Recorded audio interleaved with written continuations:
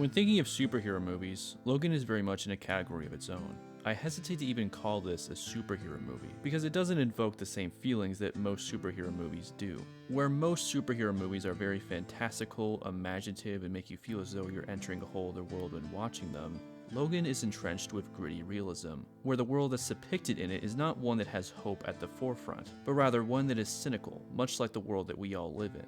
The only couple of things in this film that remind you that this is technically a superhero movie is the fact that there are characters in it that are from comic books. You don't need to be an avid fan of X-Men in order to connect with this film.